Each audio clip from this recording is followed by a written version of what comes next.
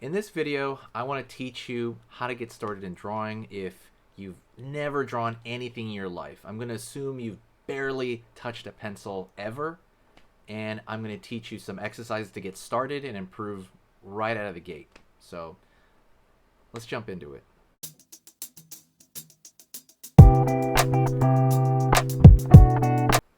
When I first started to draw, I started at about 17 to 18, and I always felt that I was incredibly late to the drawing game. A lot of people I knew had been drawing since they were like 12 years old or younger, 5 years old, and I didn't really have that lifetime of experience. I also didn't really know kind of how to use these tutorials that they were showing. They were showing like tube guys and mannequins, and everything I saw started like that. But I'm like, what does that mean?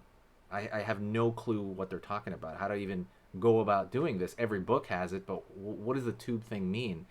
And that really made me frustrated, and I kind of had nowhere to turn.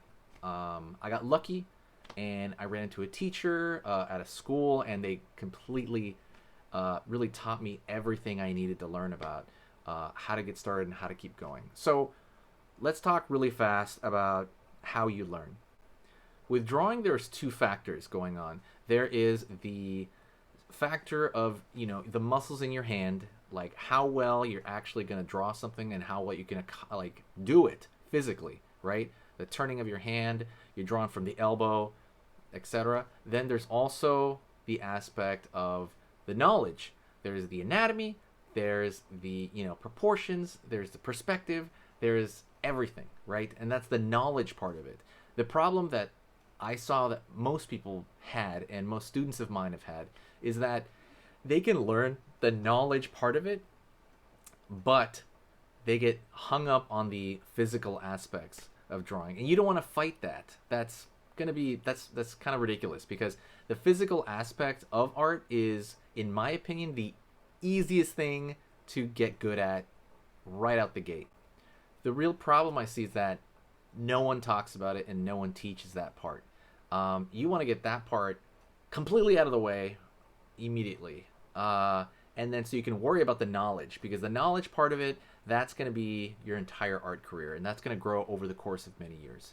But what can you do as a complete noob, and you're kind of like, what do I do?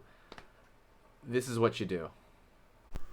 All right, let's go over some of the, I would say, the best exercises ever as far as increasing your dexterity, your control, and everything above, and it's going to make all your drawing better. So what I would recommend right off the bat is I'd recommend actually doing, so grab anything. Doesn't really matter what utensil you use. It can be a pencil, it can be a pen, doesn't matter. I'm just going to use a marker so you can see it. So I'm going to put 2 dots on the page, anywhere on the page, it doesn't matter where. And I want you to try to go from one dot to the other in one stroke. Okay, so let's just say we're gonna do this. Oop, pretty close, but not quite there. Let's go again.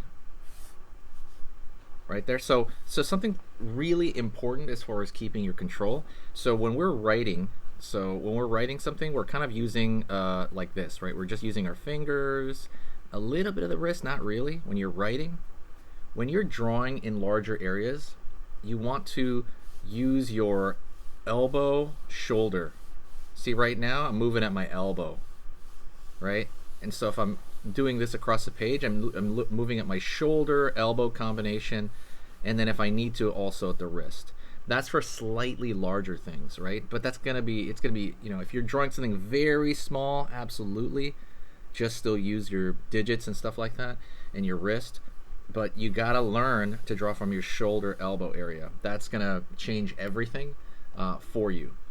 But let's get back to the exercise. Dot, dot. Whoops, go over here. And then try it backwards. Try it from, if you're going from left to right, let's try from right to left. Okay, it took me like 3 times to kind of touch it. Go over here as well, and go over here. We're kind of flying blind here on this one. Go over here. Whoop. Close, not quite close enough. And then you just do this throughout the page And if you do this every single day, it's gonna your dexterity and your control is gonna go through the roof. Just kind of doing this one exercise, okay? But that's just one exercise. And I still do this, by the way, for warm-ups. If I warm up, sometimes you wake up in the morning and you're shaky and you're kind of like, you're just not, feeling it. I still do these, literally to this day. So, and I've been doing these for like 15 years in the morning just to kind of get used to it. Boom. See, it still takes a bit to kind of hit that. See how like it's right there? That's one. Number two, circles. See how I'm making the circle? I'm kind of hovering above it before I even make it. Right? I'm kind of like hover handing it a little bit in a way. I'm obviously anchoring myself with this part of my hand, but I'm kind of sliding across right there, kind of above it for a second. Right here, same thing. And it's very shoulder elbow movement right now. And I'm trying to make it both clockwise and counterclockwise. I still do this to this day to warm up. It's a great warm up. Okay, that's exercise number two. And when you're doing that, you also want to make, oblongs, stuff like that, different types of curves, maybe more egg-like shapes, right?